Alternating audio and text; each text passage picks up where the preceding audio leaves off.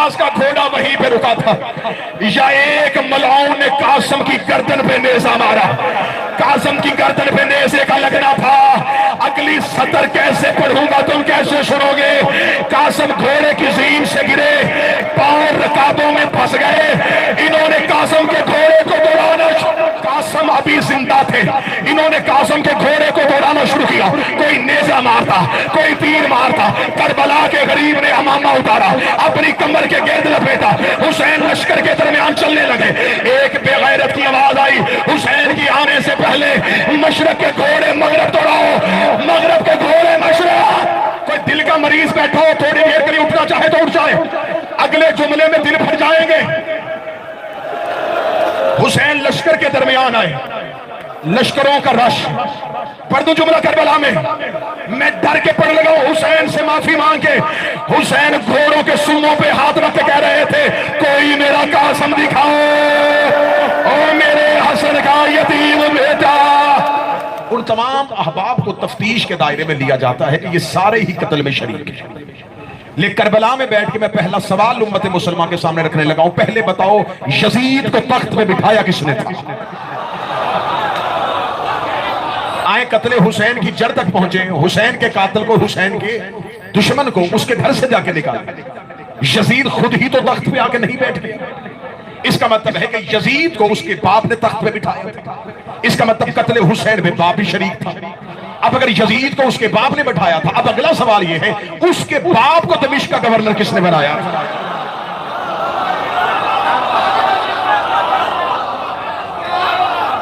अब ये बात बहुत आगे तक जाएगी कि किस हुकूमत के कहने पे, किसके दौरे हुकूमत पे उसे दमिश्क का गवर्नर बनाया गया। अब जिस हाकिम ने उसे दमिश्क का गवर्नर बनाया था, अब मैं करबला में हूं, मुझे कोई खौफ नहीं है। अब मुझे कोई डर नहीं है। अब मसलहत के ताले हुसैन ने तोड़ दिए हैं। अब जितने इल्जाम मैंने अपने कांधों पे उठाने थे वो मैंने उठा लिए हैं। अब मुझे कोई ये नहीं कह सकता कि ये नहीं पढ़ना, ये नहीं पढ़ना, ये नहीं पढ़ना। अब मैं नाम ले लेके बताऊंगा कि कातिलाने हुसैन कौन कौन थे। अब बगैर खौफ, अब बगैर खतरा। अब मुझे एक लम्हे के लिए हैदर भाई खतरा हो ही नहीं सकता, क्योंकि अब्बास के साए में पड़ा।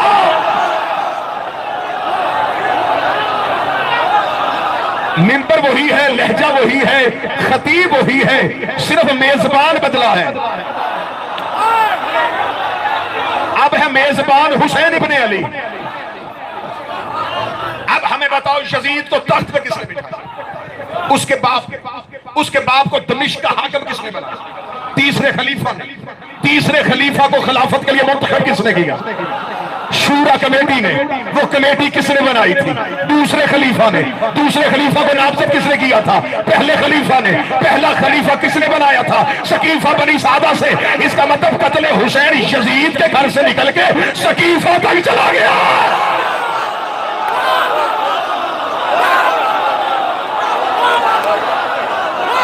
कातिलाने हुसैन,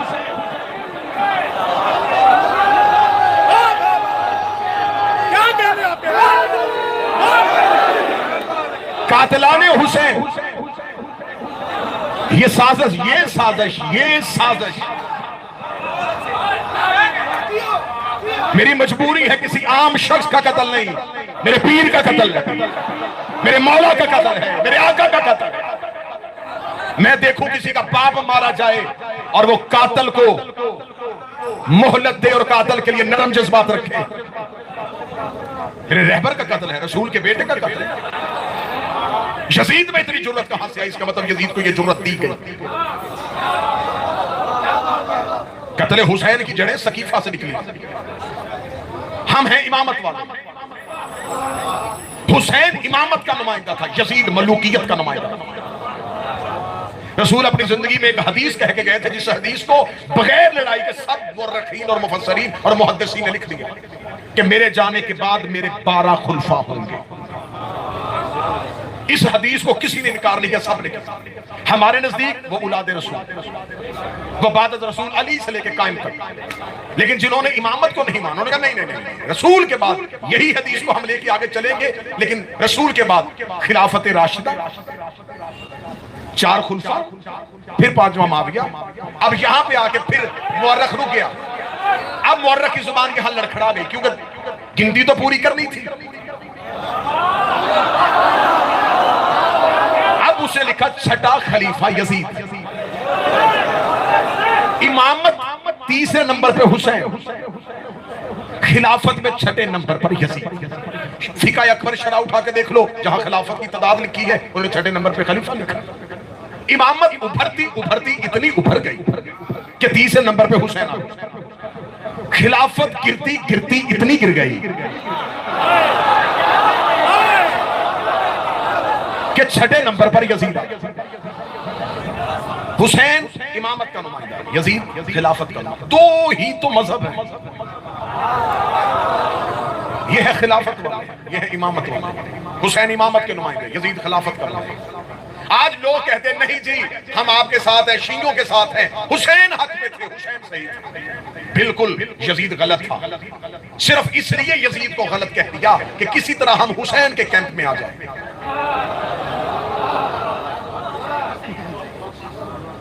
यानी कि पहली दो इमामतों पे उन दो इमामों का साथ नहीं दिया। जब उधर यजीद जैसा बद किरदार आ गया, फिर भाग की उम्मत हुसैन के पास आ गई। हम भी हुसैन के साथ, हम मातम नहीं करते लेकिन हम हुसैन के साथ। बिल्कुल हुसैन सही थे, बिल्कुल यजीद गलत था, हुसैन सही था। हुसैन को सही कहने के लिए कई गलत कहने पड़ते हैं।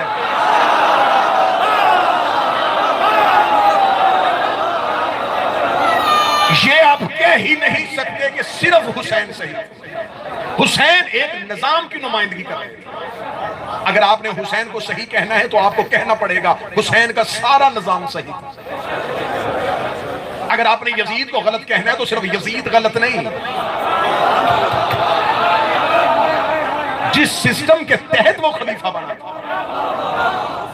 वो सारे का सारा सिस्टम गलत है। आप एक शख्स को गलत नहीं कह सकते। यजीद अपनी मर्जी से खलीफा नहीं बना था। आप बताएं कि उसको खिलाफत तक पहुंच, यानी कि मिंबर रसूल पे यजीद जैसा बदकिरदार आ जाए। और मैं हर मजलिस में कहता जा रहा हूं, अपने सामीन को साथ साथ ज़हन में ये बिठाता जा रहा हूं कि कत्ले हुसैन को नबी के जाने के 1000 साल बाद नहीं हुआ, 50 साल बाद। अभी वो लोग जिंदा थे जिन्होंने हुसैन रसूल के कांधों पे देखा था। अब हमारा सवाल यह है कि उन लोगों ने हुसैन का साथ दिया था या यजीद का दिया था? आज भी दुनिया का नक्शा उठा के देखे ना जी, आज का वर्ल्ड मैप उठा के देखे तो दुनिया के 7 बर्रे आजम जो इस वक्त दुनिया को जिन टुकड़ों में तकसीम किया गया है, आज के दुनिया के नक्शे के मुताबिक 6 बर्रे आजमों में यजीद अपनी हुकूमत बना चुका था। उसकी हुकूमत का रकबा शाम से निकल के तुम्हारे मुल्क पाकिस्तान जो बड़े सगीर था उस वक्त, उसके मुल्तान तक जाता। पूरा अरब उसके अंदर था, शाम उसके पास आ गया था, फलस्तीन, उर्दन, बहरीन, यमन, मिस्र, ये कौन कौन से मैं नाम लूं जहां उसके गवर्नर जाके बैठ गए। इसका मतलब इस पूरी दुनिया में जहां जहां मुल्क में मुसलमान बसते थे उन्होंने यजीद के हाथ में बैत कर ली थी, बैत हो चुकी थी। इसका मतलब है कि करोड़ों मुसलमानों ने उस दौर में यजीद के हाथ पे बैत कर ली। या तो शिया कहलवाना छोड़ दो, अगर बनना तो पक्के बनना। ज़ियारत अशूरा में मासूम कहते हैं कि लानत हो उन पे जिन्होंने हुसैन के कातिल की बैत की थी। अल्लाहुम्मा लान शायत व बायत, जिन्होंने मशवरा दिया, शिरकत की या बैत। उस दौर के करोड़ों मुसलमानों ने, करोड़ों लोगों ने यजीद के हाथ में बैत कर ली। इसका मतलब उन्होंने यजीद के हाथ में बैत कर ली। अब मुझे कोई आलिम दीन से जाके लिखवा के बताए कि जिन करोड़ों ने, बिठाइए, जिन करोड़ों ने यजीद के हाथ में, जिन करोड़ों ने यजीद के हाथ में बैत की थी, अब आए मुझे बताएं कि रूए इस्लाम के मुताबिक उनका स्टेटस क्या है। अब मतवज्जे रहे, मैं बिल्कुल हकाइक वो है जो करबला में देने चाहिए वो देने लगा। साहब, जिन करोड़ों लोगों ने यजीद के हाथ में बैत की थी इस्लाम की शरीयत के मुताबिक, क्या वो मुसलमान रहे? नसे कुरान ये कहती है अगर कोई मुसलमान फासिक के हाथ में बैत कर ले तो इस्लाम के दायरे से निकल जाता है। इसका मतलब है कि उस दौर के करोड़ों मुसलमान जिन्होंने यजीद की बैत की थी वो इस्लाम के दायरे से निकल गए। बगैर जंग लड़े हुसैन जीत गए।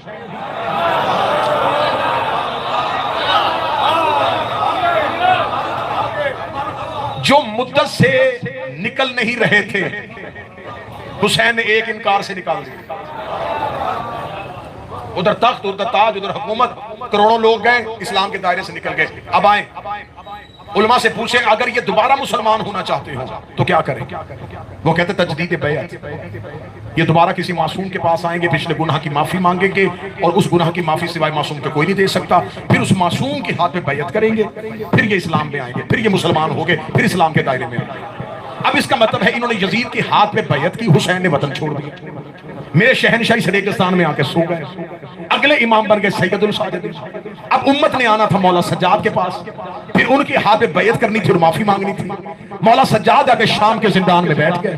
अब 1 साल सज्जाद शाम बैठे रहे। अब मुझे मौलवी सिर्फ इतना बताएं, वो पूरे 1.5-2 साल उम्मत मुसलमान रही है या काफिर रही है?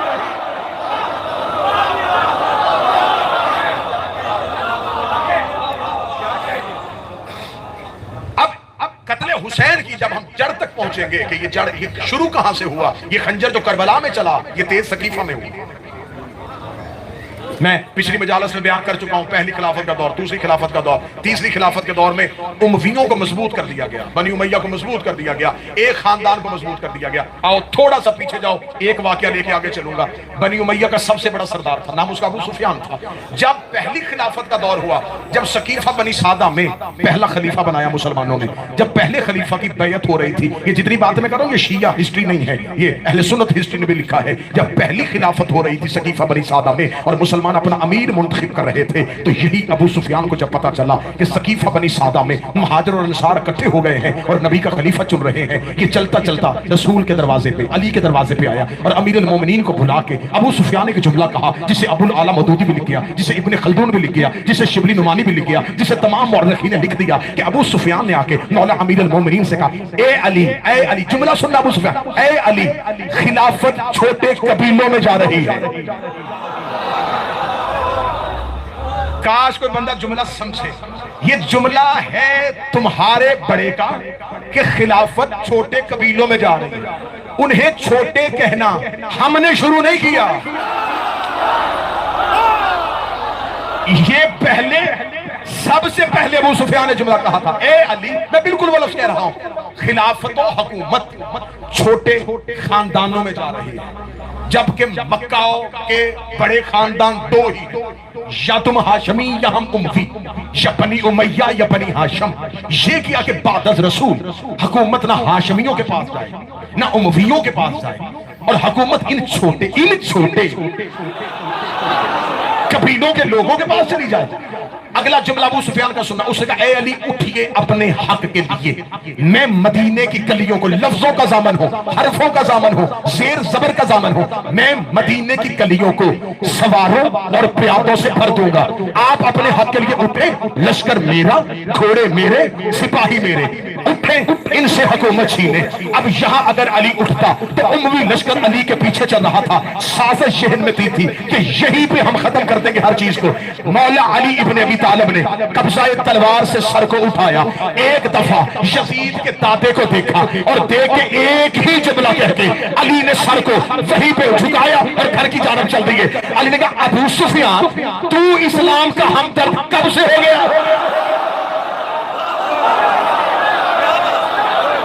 ये जुमला मेरा नहीं है, ये है मेरे शहनशाह अली इब्ने अबी तालिब का। ए अबू सुफियान, तू इस्लाम का, इसे कहते हैं साहिब नहजुल बलागा, जो कुछ ना भी बोल के सब कुछ बोल दे। मौला ने ये जुमला कहा, तू कब से, यानी कि कभी भी नहीं था। और अगला जरा मारिफत में जाना इस जुमले की, क्योंकि इमाम का कलाम कलामों का इमाम हुआ। इमाम ने क्या कहा, तू इस्लाम का हमदर्द कब के होगा? रुको रुको रुको, ए मेरे शहनशाह अली इब्ने अबी तालिब, मेरे मौला आप ये कहते, क्योंकि वहां पर दो ही पार्टियां थी, वो हुकूमत ले रहे थे या अली को लेनी चाहिए थी। तो अबू सुफियान ने जब ये जुमला कहा तो आप ये कहते, ए अबू सुफियान, तू अली का हमदर्द कब से हो गया? कहां चले गए वो मोहतरम सामीन जिन्हें मैं हिस्ट्री सुनाना चाह रहा था? मौला फरमा देते, ए अबू सुफियान, तू अबू तालिब के बेटों का हमदर्द कब से हो गया? तू हाशमियों का हमदर्द कब से हो गया? तू अली का हमदर्द कब से हो गया? मौला ने ये नहीं कहा अबू तालिब के बेटे अली, फरमा तू इस्लाम का हमदर्द कब से हो गया? इसका मतलब है कि अली जान रहे थे कि उधर कुफ्र है, इधर इस्लाम है। तू इस्लाम का हमदर्द कब से हो गया? अब यही उम्मी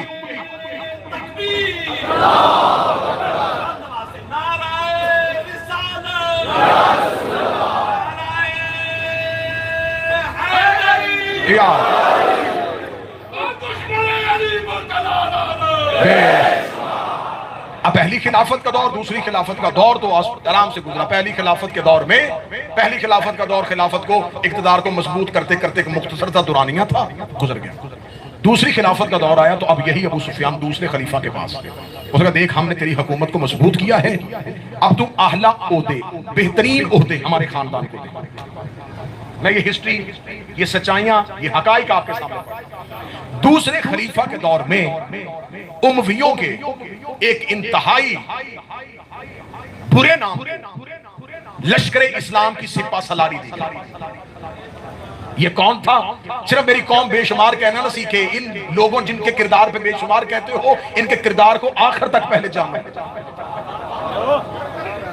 इसने कहा कि तू खालिद बिन वलीद को आला ओहदा दे। दूसरे खलीफा ने कहा लश्कर इस्लाम का, यानी कि उस दौर का chief of the army staff, कितना बड़ा ओहदा होता है? पाकिस्तान वाले तो नहीं समझे तो कौन समझेगा?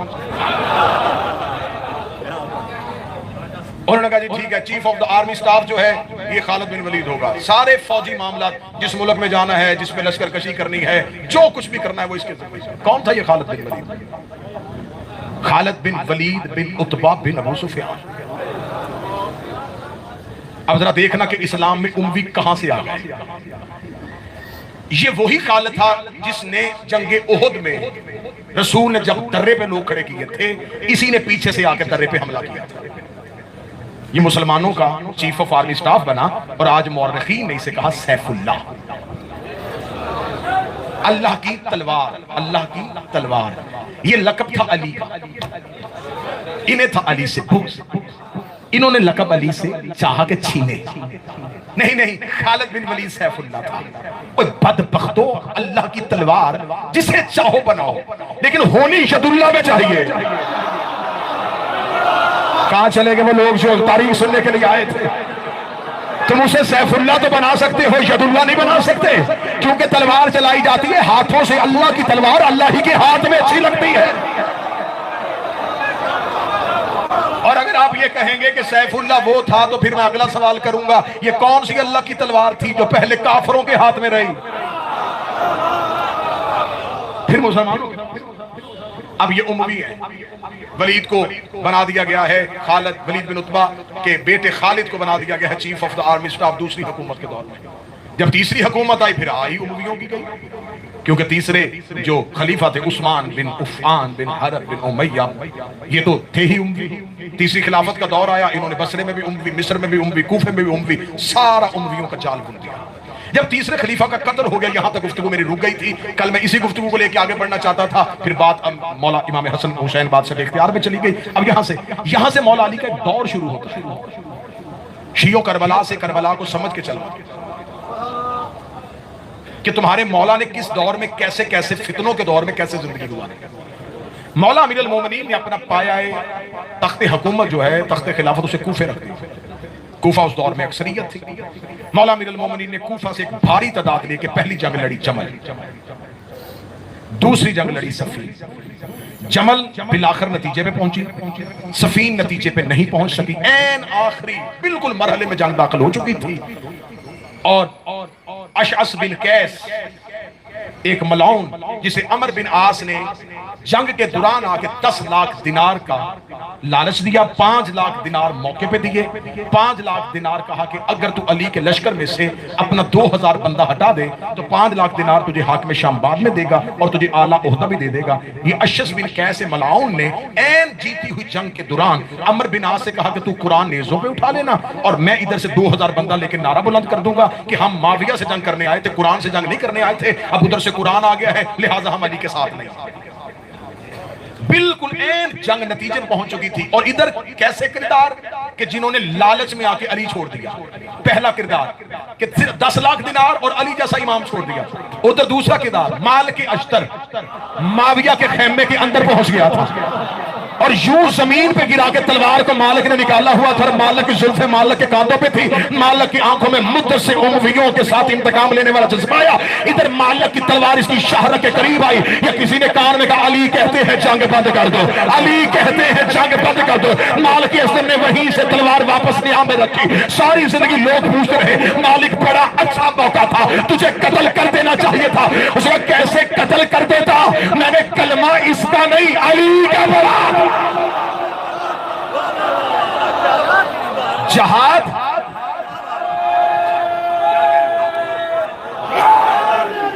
जिहाद नारा नहीं चाहिए मुझे, सिर्फ सुनते जाइएगा। जिहाद मर्जी से लड़ने का नाम नहीं, अतात इमाम का नाम। आज जिहाद हो ही नहीं सकता। आज मर्जी के मुजाहिद हैं, हुक्म इमाम पे जहाद है। जहाद है एक जहद, एक कोशिश अल्लाह के लिए। लेकिन जिहाद और जंग में फर्क होता है, जंग और होती है, जहाद और। आज लोग जंगे करते हैं। मौला ये माल के इस तरह का किरदार। जंग सफीन बगैर नतीजे के खत्म हो गई। 2 हाकिमैन जो है वो फैसला करेंगे, इस पे जंग हो गई। अब कूफा में मौला अली बैठे, मुतवज्जह रहिएगा बात की। मौला अमीरुल मोमिनीन कूफा बैठे। जमल बेहतरीन नतीजा, सफीन बगैर नतीजे के। अब जब मौला अली कूफा में आ गए तो अब कूफा में जो किरदार थे उनमें से कुछ लोग, एक हिस्सा ऐसा था जो मोहब्बत अली में लड़ते थे, एक बड़ी तादाद वो थी जो अली को चौथा खलीफा समझ के अली के साथ थे। उन्होंने पहले 3 खिलाफतों में उनका साथ भी दिया, अब इन्हें खलीफा तो रसूल समझ के इनका साथ दे रहे थे। अब ये तो दूसरा तबका था, इन्होंने अपने आप को कमजोर इसलिए समझा कि अली ने किसी भी जंग में माल लूटने नहीं दिया था, क्योंकि ये मलूकियत का मजाज है, इमामत का नहीं। इमामत का मजाज तो ये है कि मरहब की बहन भी भाई की लाश पे आती है, तो भाई की लाश पे आके कहती आई तुझे रोने थी, लेकिन तेरी लाश देख के अंदाजा हुआ तेरा कातिल बड़ा सखी था। इमामत के यहाँ तो माल लूटने की गुंजाइश ही नहीं। इमाम ने कहा नहीं, माल नहीं लूटा, ना जमल में लूटने दिया, ना सफीन में लूटने दिया। अब ये लोग थक गए, इन्होंने कहा जंग करने के लिए जाते हैं, इतना अरसा सफर में रहते हैं, इतना अरसा जंग करते हैं, वापस घरों को आते हैं तो खाली आ। तो अब यहाँ पर एक तीसरे तबके ने जन्म लिया। वो तीसरे तबके की मैंने आज यहाँ पे वजाहत करनी है, और वही तबका आज के दौर में भी है। लेकिन बड़ी नतीजे वाली बात आ गई है जहां से मैंने पूरी तमहीद मांगी। सबसे पहले उमवियों ने इमामत का मुकाबला किया, लेकिन उमवियों के पास पैसा था, किरदार नहीं था। दौलत इनके पास बेइंतहा, लूटी हुई थी सारी दौलत, खजाने इनके पास बड़े थे, बंदा खरीदना, कबीला खरीदना इनके लिए ये था। ये कीमत देखते थे कबीले की, क्या कीमत है, कितने लोगों का कबीला खरीदो, खरीद लेते। लेकिन लोग इनके पास दौलत से मुतासर होकर आते थे, किरदार इनके बड़े गंदे थे। यही वजह है कि इनकी दौलत से खरीदे हुए लोग भी कहते थे दिरहमो दिनार इनसे लो, नमाज अली के पीछे। दस्तरखान इनका बड़ा अच्छा है, नमाज अली के पीछे पढ़ने का लुत्फ है। लिहाजा इनके किरदार लोगों को मुतासर नहीं कर रहे थे। अब शैतान ने चाल बदली और उसने एक नया लश्कर बनाया। इस लश्कर को इस्लाम की हिस्ट्री में कहा गया है ख्वारिज। ख्वारिज क्या थे? मैंने पहले कहा था कि तारीख सुनिए। इनके माथे पे सजदे के निशान थे, इनकी लंबी लंबी दाढ़ियां थी। हाँ, जाओ ख्वारिज जाके देख लो, इसकी पूरी हिस्ट्री। आप शिया नहीं है, किसी भी पूछ लेना। इतने इबादत गुजार, रातों को जागना, दिन को रोजे की हालत में रहना, हर वक्त इनके हाथों पे तस्बीह।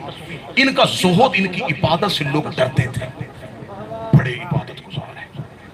ये ग्रोह अली के मुकाबले पे उठा।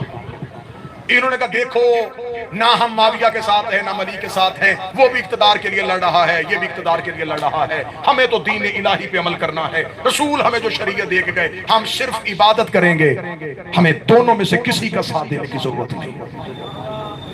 इनकी मुजम्मत पे मौला अली ने कूफे में इन पे लानत के खुतबे पढ़े। अब पढ़ दूं जुमला, हजम करोगे? ये पहले वो लोग थे जो अली के मुकाबले में सजदे लेके आए थे।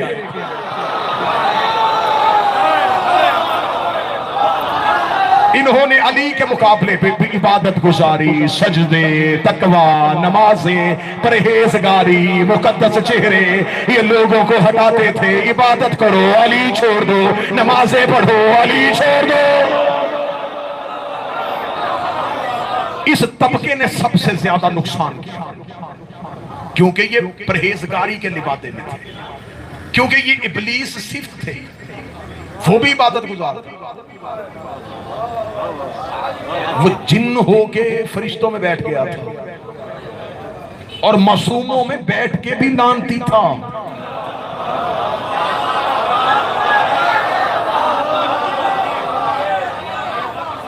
तकवा, परहेजगारी, सजदे का निशान, ज़ुहद, ये शर्त नहीं है, शर्त है मोहब्बत अली। एक सहाबी ने रसूल के पास आके कहा था, या अली नेकियां भी गिनवा दे और बुराइयां भी गिनवा दे। उसने कहा था, रसूल लंबी फरिस्त लिखाएंगे कि नमाज नेकी है, झूठ गुनाह है, रोजा नेकी है, चोरी गुनाह है, ज़कात नेकी है, शराब पीना गुनाह है। रिसालत मामले का क्या लिखना चाहता है? उसने कहा, नेकियां लिखने आया हूं, गुनाह लिखने आया हूं। रसूल ने चलते चलते कहा, हुब्बे अली से बड़ी नेकी कोई नहीं है, बुग़्ज़ अली से बड़ा गुनाह कोई नहीं। हुब्बे अली से बड़ी नेकी कोई नहीं है, बुग़्ज़ अली से बड़ा। और फिर रसूल ने कहा, दिल में बुग़्ज़ अली हो तो फिर किसी ने ओहद के पहाड़ के बराबर भी सोना राहे खुदा में दिया हो। 70 हज पैदल में मोहम्मद के साथ किए हो, सफा और मरवा के दरमियान सही करता हुआ गुर्बत की हालत में मारा जाए और खुल के लड़ा ना हो अली से, नहीं नहीं नहीं, एक राई के दाने के बराबर भी दिल में अली के लिए शक हुआ, जहन्नम में मुंह के बल गिराया।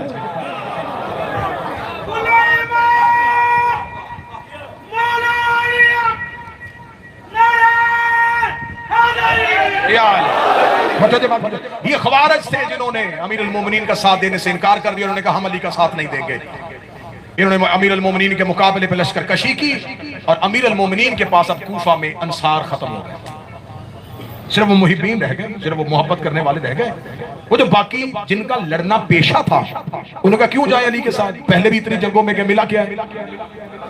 ये घरों में बैठ गए। इन्होंने अमीर अल मोमिनीन का साथ नहीं दिया। मजलूमियत अली सुनना, बेबसी सुनना अपनी इमामत की।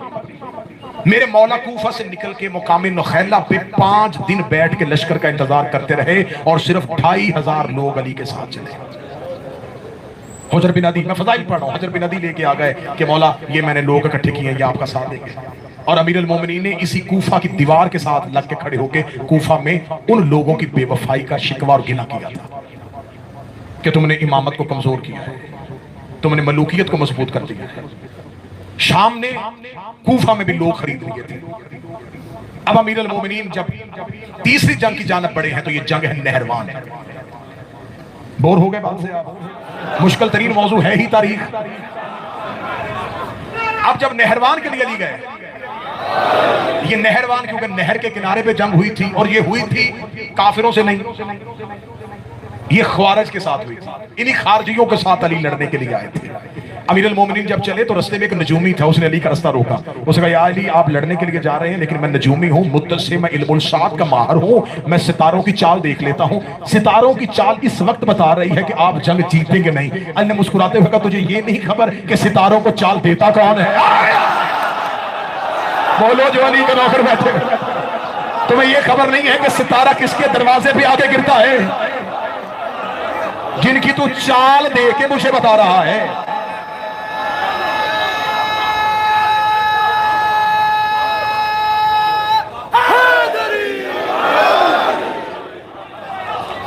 तुझे नहीं पता कि सितारा किसके दरवाजे पे आके गिरता है और किसकी कसमें सितारे की अल्लाह ने कुरान में दी है।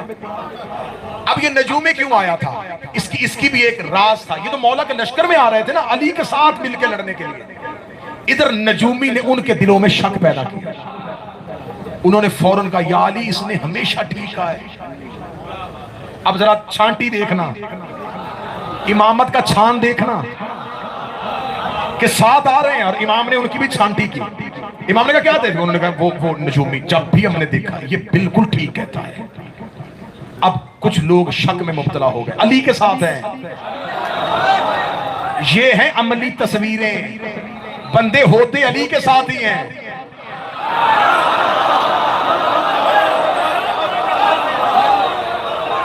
शक नहीं जाता, शक नहीं जाता। घर से निकले हैं इमाम के साथ लड़ने के लिए और शक नजूमी के कहने पर। बड़े बड़े लोगों को ऐसे नजूमी धोखा दे देते हैं। ऐसे नजूमियों के कहने पे ना आना। आगे चले और शैतान ने, इब्लीस ने, क्योंकि इब्लीस का मुकाबला डायरेक्ट अली से, क्योंकि अली है तौहीद का नुमाइंदा। अब 5 लोग आए हैं हिस्ट्री कहती रास्ते में, जिन्होंने आके कहा या अली, खवारज नहर के उस तरफ है, आप उस तरफ जाएं, आप इस तरफ गलत आ रही है, डायरेक्शन आपकी ठीक नहीं है, वो उधर है। अली ने फरमाया नहीं नहीं, वो इधर ही है। अब इसी में तारीख कहती है कि नौजवान है जो मौला अली के लश्कर में, और उसने कहा कि मैंने जब 5 लोगों की गवाहियां सुनी और अली ने 5 की गवाहियां मुस्तरद की, तो उसने कहा अगर नहर में, जिस तरह 5 लोगों ने कहा अगर लश्कर उधर हुआ ना, तो मैं माज़अल्लाह अली को कत्ल करूंगा। यानी कि अकीदे इतने कमजोर हो चुके थे, इतने कमजोर अकीदे हो चुके थे कि अली को होते हुए अली को मारने के लिए तैयार नहीं थे। फिर इसने जब नहर के इसी तरह लश्कर को देखा, तो फिर इसने मौला अली के कदमों में गिर के मौला से माफी मांगी, और इसका तारीख में किरदार लिख दिया गया कि इसने दिल में शक किया था। अब जब मौला अमीरुल मोमिनीन के नहर के इसी तरफ लश्कर था जहां अली कह रहे थे, फिर जब अली ने देखा ना कि मेरे लश्कर में लोगों के दिलों में नजूमियों की बातें और इन 5 लोगों की बातें आ गई, यहां तारीख कहती है अली ने फरमाया मुतमिन हो जाओ, इनके लश्कर में 12,000 लोग हैं, सिर्फ 9 बचेंगे।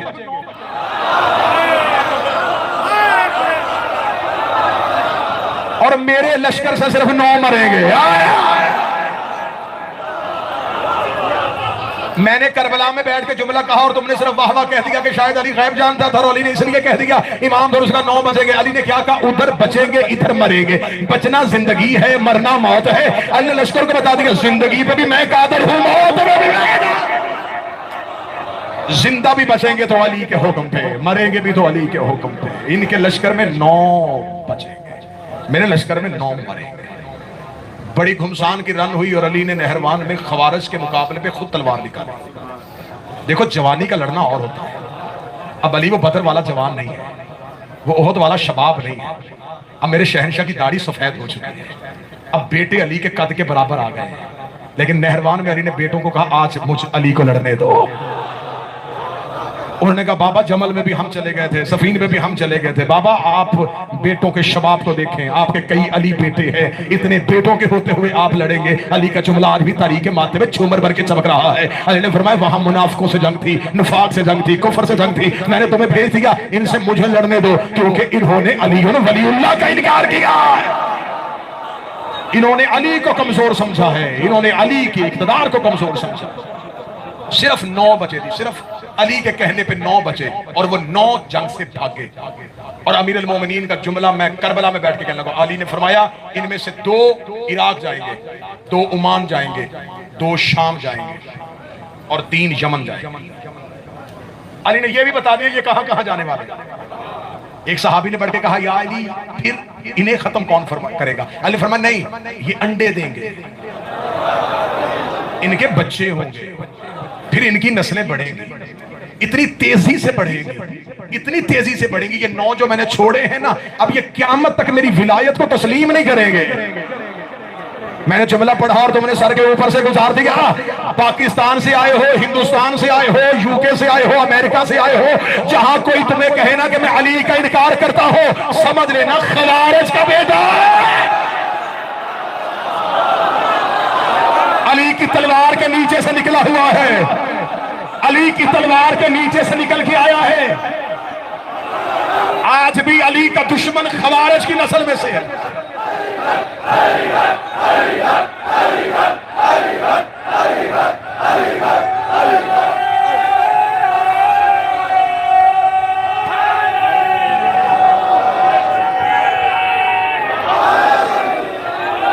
नौ छोड़े अली ने, 9 छोड़े, 9 जिंदा छोड़े अली ने।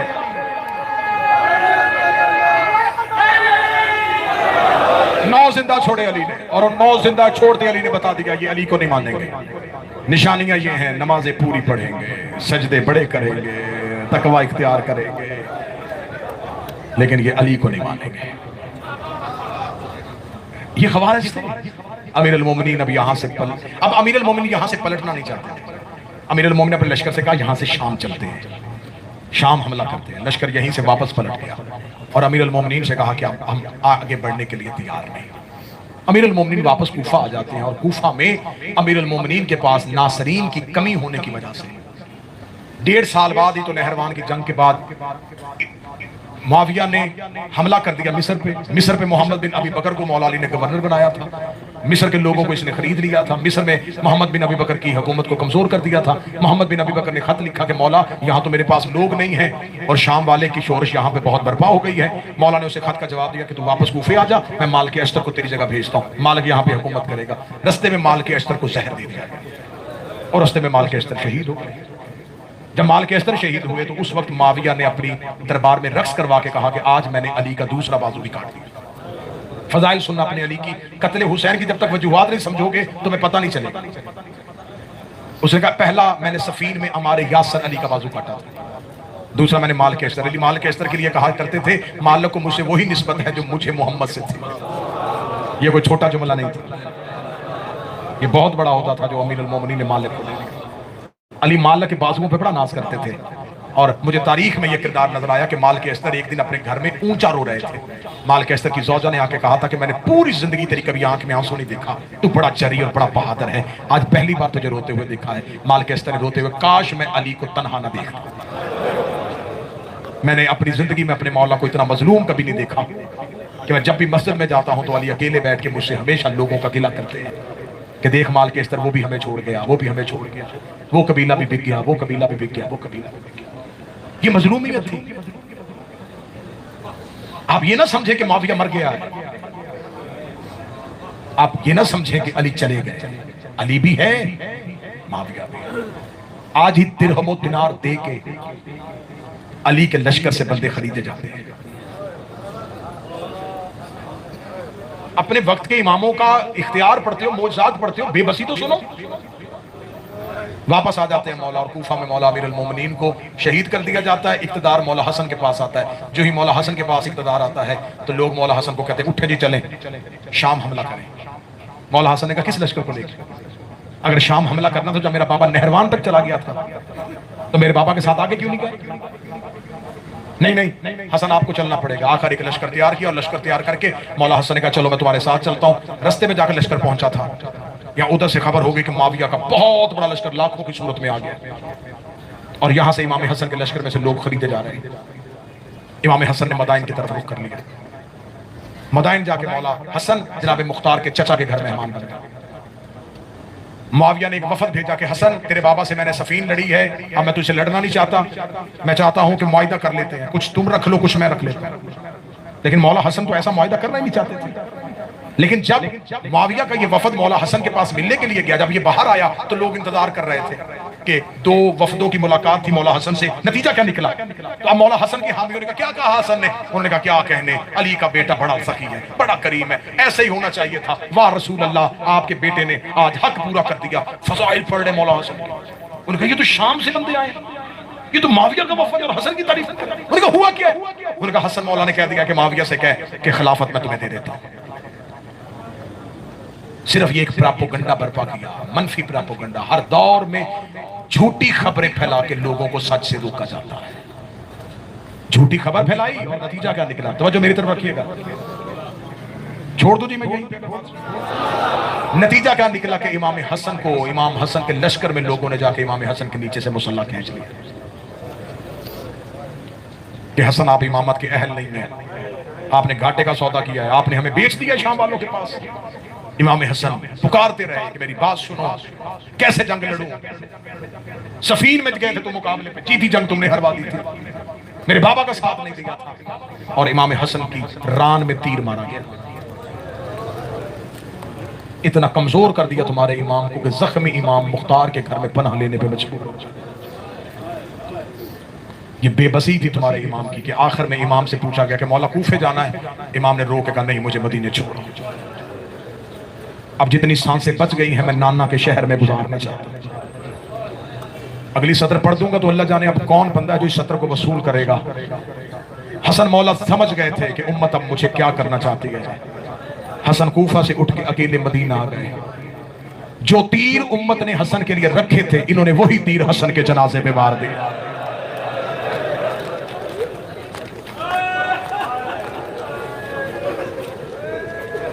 ये कायनात का पहला जनाजा था जो घर से निकल के वापस जख्मी घर आया था। मैंने मौला हसन की मजलूमियत पे आके बात आज इसलिए ख़त्म की है। कल इंशाल्लाह ठीक मजलिस 10 बजे यहाँ शुरू हो जाती है। रोज़ाना तखीर इसलिए होती है कि आपकी आने में तखीर होती है और मजलिस भी देर तक चली जाती है। अगर कल 10 बजे तक आप जहमत करें तो 10:30 बजे मिंबर पे इंशाल्लाह आपके सामने नौकरी दूँ तो कल इमाम हसन के बाद इमाम हुसैन का इक़्तिदार, इमाम हुसैन की मजलूमियत और हुसैन का कातिल कौन कौन था, किस किस का बेटा था और कहाँ कहाँ से चला था, ये आपके सामने हकाइक पढ़ूँ। सदात गैर सदात 2 बेटे दिए थे अल्लाह ने ज़हरा को। एक के जनाजे पे तीर, दूसरे का तीरों पे जनाजा।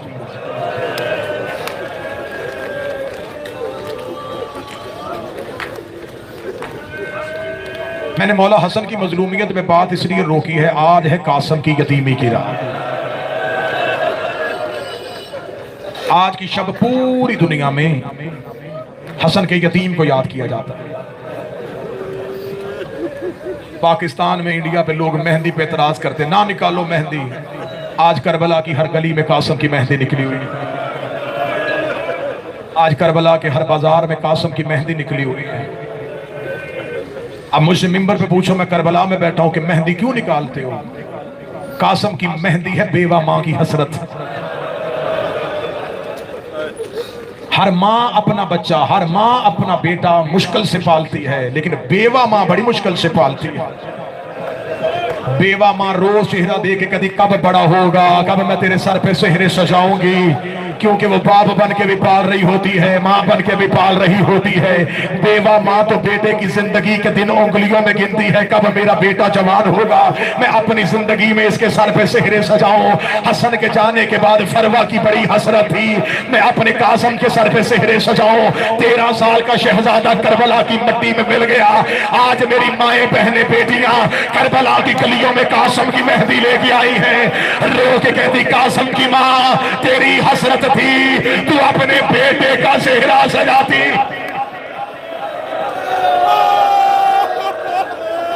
पाकिस्तान और हिंदुस्तान पे मेहंदी पे एतराज करने वालों, चलो मेरे साथ खेमागा, वहां है हुजराए अरूसी। यह है हुसैन के 13 साल के दुल्हे का कमरा।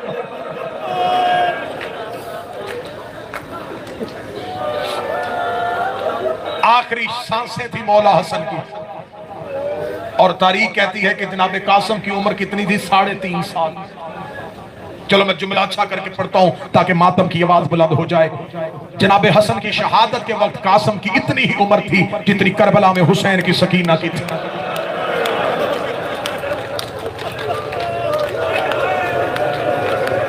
बाप ने सीने पे जनाब कासम, या मौला हसन की आवाज है, कासम की मां मुझे कागज कलम दीजिए। बीबी ने कागज कलम दिया, मौला हसन ने एक तहरीर लिखी, लिख के बंद की, बंद करके ये तवीज कासम के बाजू में बांध दे। जब कभी बड़ी मुश्किल बने और उस मुश्किल में बाप याद आए तो ये तवीज खोल के पढ़ लेना। बीबी ने 3 साल की उम्र में, 3.5 साल की उम्र में बेटे के बाजू पे तवीज बांधा। बाप ने कहा था मुश्किल पड़े और बाप याद आए तो पढ़ लेना। इस सतर के आगे कौन है जो मुसाहिब सुने? इस सतर के बाद बनता नहीं है कि मुसाहिब पढ़ा जाए। 10 साल हुसैन ने ऐसे पाला कि कासम को तवीज खोलने की जरूरत ही नहीं। 10 साल हुसैन ने ऐसे कासम पाला। किताबें कहती हैं बड़ा प्यार था हुसैन को अपने अकबर से। 5 साल बड़ा था अकबर कासम से।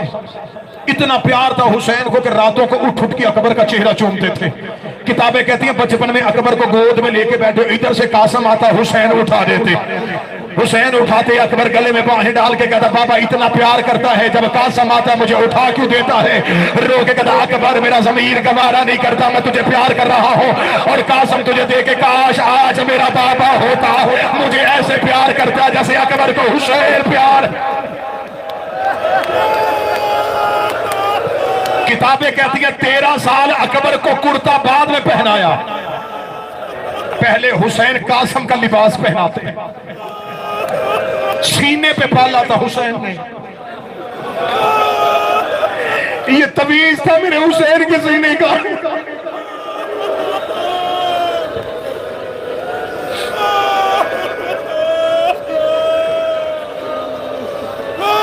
लाडों से पाला, नाजों से पाला, इतना हसीन था कासम। तहज्जुद की नमाज पढ़ के हुसैन कासम को गोद में बिठा के चेहरा देखता। फजर की नमाज कासम मुसल्ले पे होता, सुबह का सूरज तलू होता। अली की बेटियां कहती हैं इतनी देर कासम को क्यों देखते हो? कहता इसके चेहरे पे मुझे हसन नजर आता और मेरा हसन मेरे नाने की शबीह था। ये खूबसूरत जवान करबला के रेगिस्तान में आ गया, ये मां का लाड से पाला हुआ शहजादा। शब अशूर हर माँ अपने सामने अपना बेटा बिठा के बैठी थी, हर माँ अपने अपने बेटे को बता रही थी सुबह जंग कैसे करना। शहजादी फरवा ने जो मौला कासम से बात की वो जुमला सुनना और गलियों में रोना। बीबी फरवा दे के कहती है कासम उम्मत कहती थी तेरे बाप को लड़ना नहीं आता था। कासम सुबह मकतल में ऐसे लड़ना लोगों को पता चल जाए हसन बड़ा शरीफ था। मां ने जुमला कहा 13 साल का बेटा उठा, मां के गले में बाहें डाल कर अम्मा सुबह का सूरज तलू होने दे, तेरा कासम ऐसे लड़ेगा हर लाश खेमे आएगी।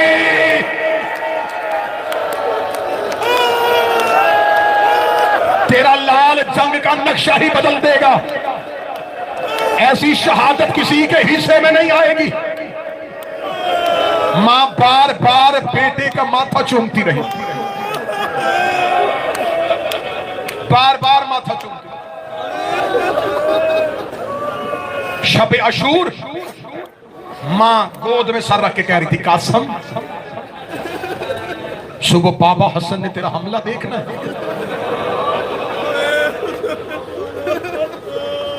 या शहजादा अली अकबर और सरकार अबुल फजल अब्बास ख़ियाम हुसैनी का पहरा दे रहे थे। पहरा देते देते सरकार अबुल फजल अब्बास ने कहा अकबर सुबह सबसे पहले मैं जाऊंगा। शहजादा अकबर देखते नहीं चचा आप नहीं जाएंगे, आप में मेरे बाबा के कमर का जोर, आपके जाने से मेरे बाबा की कमर टूट जाएगी, सुबह सबसे पहले मैं जाऊंगा। गाजी दे कहते नहीं अकबर तू मेरे मौला की आंखों का नूर है, तेरे जाने से मेरे मौला की आंखों का नूर चला जाएगा। 13 साल के शहजादे ने माँ की गोद से सर को उठाया, खेमे का पर्दा उठा के दोनों के घोड़ों के सामने गया। तेरे जाने से कमर टूटेगी, तेरे जाने से आंखों का नूर जाएगा, तुम दोनों न जाना मैं जाऊंगा। मैं यतीम हूँ, ना किसी की आंखों का नूर जाएगा, ना किसी की कमर का जोर टूटेगा। हुसैन से मुसल्ला छूट गया, आवाज आई कासम तेरे जाने से मेरे 2 नुकसान हो गए, और तू मेरे हसन की निशानी और तू मेरी बेटी का नसीब। हमला पढ़ना है मैंने कासम का, सैयदजादे ने हुक्म दिया कि कासम की जंग पढ़ना। सुबह अशूर का सूरज इसी रेत पे तलू हुआ। 10वीं का दिन अकबर की अजान से शुरू हो गया। जाते रहे मकतल में जवान, बार बार 13 साल का शहजादा मौला हुसैन के सामने जाता। हुसैन के सामने हाशमियों की लाइन होती, कोई कहता मौला मैं जाऊंगा, कोई कहता मौला मैं जाऊंगा। मकतल में मैंने कहा जब जुमला पड़ा है, कासम का कद छोटा था, कासम अपनी एड़ियों और पंजों पे बार बार खड़े होते कि शायद मैं मौला हुसैन को नजर नहीं आ रहा। तीसरी बार कासम पंजों पे खड़ा हुआ, हुसैन ने हल्के को तोड़ा, कासम को हाथों पे उठा के कहा मुझे तू नजर आ रहा है लेकिन मेरी बड़ी मजबूरी है, तू मेरे हसन की तस्वीर है।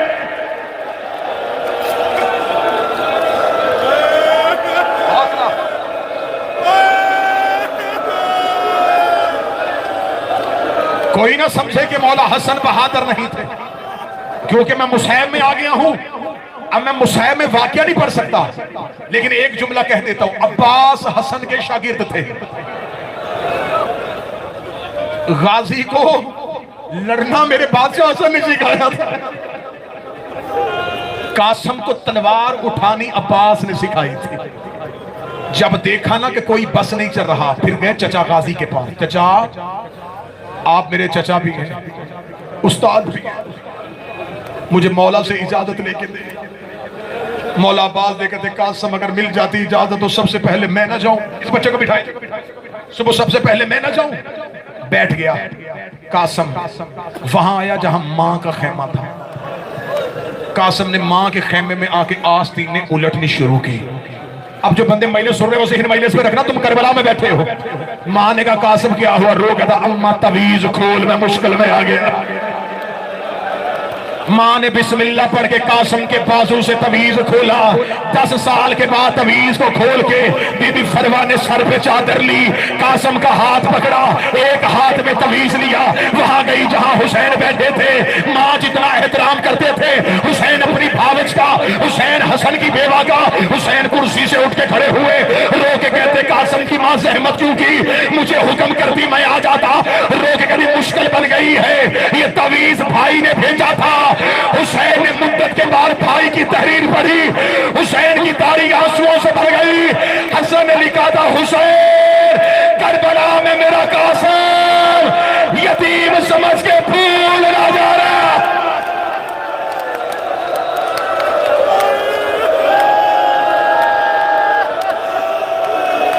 शहनशाह की दाढ़ी आंसुओं से भर गई। रो के कहते, कासम की मां तैयार कर कासम को, क्योंकि अब तो हुक्म हसन पर लिया है। हसन तो मेरे भी इमाम का नाम था। मां लेके गई खेमे में। 13 साल का दुल्हा तैयार किया मां ने। कासम खेमे से निकलने लगते, मां पीछे से कासम के कांधे पे हाथ रखती, रो के कहती, एक बार जी भर के चेहरा देखने दे। कासम देखे कहता, अम्मा मुश्किल से इजाजत मिली है, अब मुझे मैदान में जाने क्यों नहीं दे रही? रो के कहती, कासम मेरा दिल घबरा रहा है, मुझे ऐसे लग रहा है जैसे अब ये चेहरा मुझसे देखा नहीं जाता। हौसले के साथ, हौसले के साथ। मक्तल कहती है, ये पहला शहीद था जिसे अब्बास ने हाथों से उठा के घोड़े की जीन पे बिठाया। कासम के बदन पे जिर्रा बांधने लगा। कासम ने जिर्रा को खोला, रोके का, ना चचा गाजी, मैं हसन का बेटा हूं, मैं बगैर जिर्रा के लड़ूंगा। जब कहना मैं बगैर जिर्रा के लड़ूंगा, अब्बास रो के कहते हैं, ओ तू बड़ा नफीस मजाज है, ओए कासम तू बड़े लाडों का पला हुआ है। और 13 साल के बच्चों की मां, अगला जुमला सुनना, ये मक्तल का वहाद शहीद है जिसके पांव रकाब तक नहीं आ रहे। इधर से बिला तशरीफ कासिम का घोड़ा चला, अब्बास पीले पे खड़े थे, हुसैन कब्जा तलवार पे सर, फिजा दरवाजे पे, अली की बेटियां मुसल्ले पे, फरवा कनात के पर्दे में। मौला अब्बास की आवाज है, कासिम लश्कर पे ऐसे हमला करना जैसे बाप ने जमल में किया था। मौला कासिम आए मैदान में, रजस पड़ा, पहला जुमला कहा, ए 9 लाख यजीदियों, मैं हुसैन का भेजा हुआ सिपाही। 9 लाख ने समझा कि शायद कोई आम लड़ने के लिए आया है। एक की आवाज आई, हुसैन के बेटे भतीजे खत्म हो गए। हुसैन ने बच्चे भेज दिए, बच्चे का नाम माना था। कासिम घोड़े की जीन पे खड़ा हुआ, रो के कहना, बच्चा ना समझना मैं हसन का बेटा हूं।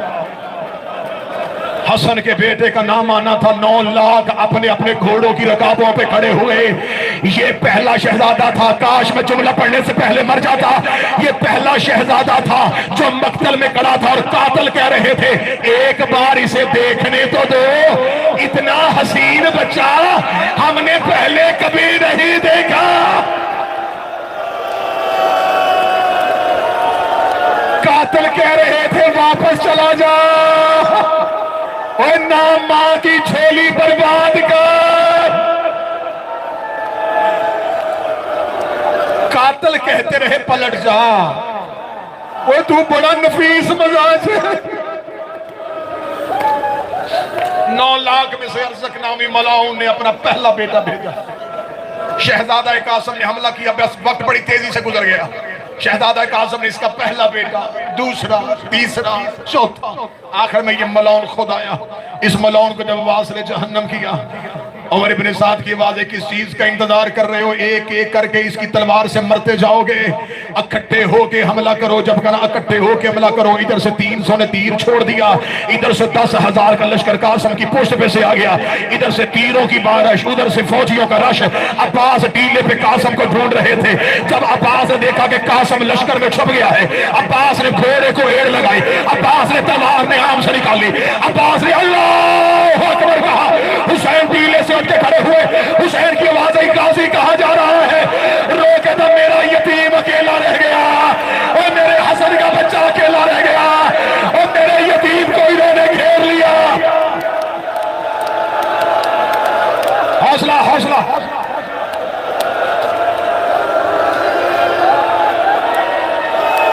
इन्होंने मेरा यतीम अकेला समझ लिया। इधर से अब्बास ने अल्लाह अकबर कहा। कासिम लश्कर को चीर के ऐसे निकला जैसे बादल को चीर के चांद निकलता है। रोक ले चचा अब्बास, वहीं रुक जा, मुझे एक बार जंग करने ले। अब्बास का घोड़ा वहीं पे रुका था। या एक मलाउन ने कासिम की गर्दन पे नेज़ा मारा। कासिम की गर्दन पे नेज़े का लगना था। अगली सतर कैसे पढ़ूंगा तुम कैसे सुनोगे। कासिम घोड़े की जीन से गिरे, पांव रकाबों में फंस गए। इन्होंने कासिम के घोड़े को दौड़ाना शुरू।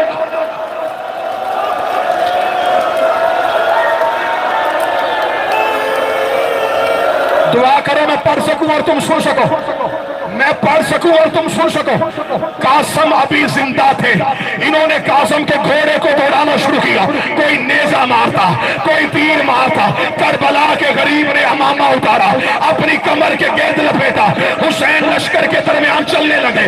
एक बेगैरत की आवाज आई, हुसैन की आने से पहले मशरक के घोड़े मगरब दौड़ाओ, मगरब के घोड़े मशरक।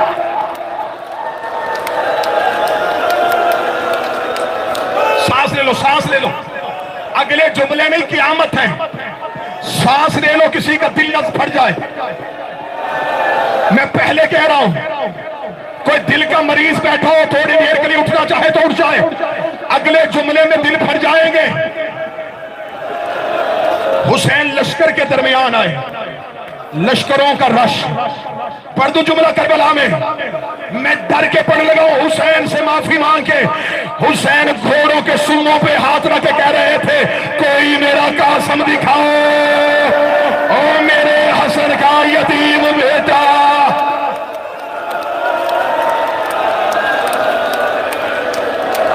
हौसला हौसला हौसला।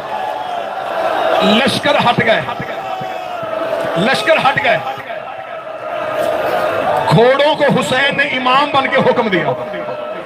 हैवानों ने करबला का जंगल खाली कर दिया। अकेला जख्मी करबला की रेत। तुम अपने अपने वतन में नहीं बैठे, करबला अल्लाह जाने जहां बैठे हो यही कासिम गिरा हो। क्या पता जहां बैठे हो, जहां कासिम की गोश्त का टुकड़ा गिरा हो। रेगिस्तान खाली हुआ, जंगल में हुसैन तन्हा हुए। हुसैन ने आवाज देगा, ऐन अल कासिम, कासिम कहां है? चचा ढूंढ नहीं आया।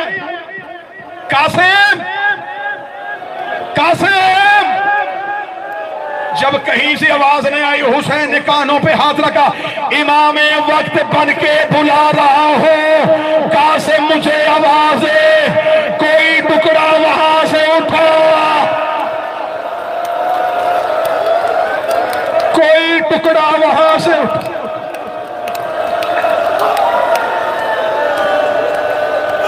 हौसला हौसला। मेरे बादशाह हुसैन ने मुझ पे एहसान किया, मेरी नस्लों पे। 2 साल से मुसलसल मैं करीम करबला की नौकरी दे रहा हूं। मैंने पूरा रमजान यहां गुजारा, मैंने शाबान यहां गुजारा। मैं 3 महीने भाई के दरवाजे पे, 10 दिन बहन के दरवाजे पे बैठा रहा। मैं जब 3 महीने यहां था, मैं करबला में हूं। अब यहां से गया तो नहीं, करबला में बैठ के कह रहा हूं। यही शाहराए सिदरा में आज भी, इस वक्त भी 10 मुहर्रम को अरबों का जब मातम होगा, एक बुजुर्ग जो कमा का आगाज करता है, सैयद मोहम्मद तबा तबाई, ये शाहराए सिदरा पे एक दुकान है उनकी, उसके ऊपर उनकी लाइब्रेरी है। मुझे रमजान में उनसे मुलाकात हुई। वो उर्दू बोल भी लेते हैं, समझ भी लेते हैं। वो सदाम के दौर में ज्यादा वक्त हैदर भाई कराची गुजार के आए थे, उर्दू समझ लेते हैं। 70 मक्तल की किताब हाथ से लिख चुके हैं। मुझे किसी ने उनका तारुफ करवाया कि सबसे ज्यादा मक्तल पे अबूर इनका है। मैंने उनसे मुलाकात का वक्त लिया। मैंने कहा मैं मौला हुसैन का छोटा सा जाकर हूं, मक्तल सुनना चाहता हूं। उन्होंने मुझसे कहा कल आना और कागज कलम लेके आना। मैं अगले दिन कागज कलम लेके गया। उनके पीछे किताबों के अंबार थे और उसमें वो बुजुर्ग बैठा हुआ है। मैं अभी इसी वक्त अगर आप चाहें तो उनसे मुलाकात हो भी सकती है। उन्होंने मुझसे कहा एक एक करके पूछ किस किस की शहादत सुनी। वल्लाह हुसैन, मेरी अकल हैरान रह गई कि हम क्या पढ़ रहे थे। जब मैंने उससे मौला कासिम की उनसे शहादत कहा ना कि मुझे मौला कासिम की शहादत है, उन्होंने पूरी रवायात किताबें दिखा दिखा के, ऐसे हमला किया था, इतना लश्कर था, पहले ये आया था, ऐसे जख्मी हुए थे, ऐसे गिरे थे। आखिर में आके उन्होंने मुझसे एक सवाल किया। मुझे उन्होंने कहा तुम पाकिस्तान में क्या पढ़ते हो कि लाश कैसे गई थी।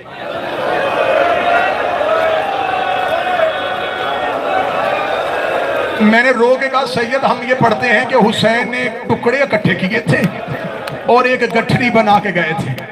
इतना कहना था मुझे करीम करबला के हरम की कसम है। उस सैयद ने पेशानी पे हाथ रखा, काफी देर रो के दे हाय गुरबत हुसैन, हाय गुरबत हुसैन, हाय गुरबत हुसैन। मैंने रो के कहा आ मुझे बता दे कि कासिम की लाश कैसे इकट्ठी की थी। वो देख के कहते लाश उसकी इकट्ठी होती है जिसका कोई टुकड़ा हो। करबला की खाक में कासिम के बदन का कीमा बन गया था। हुसैन ने करबला की मट्टी उठाई,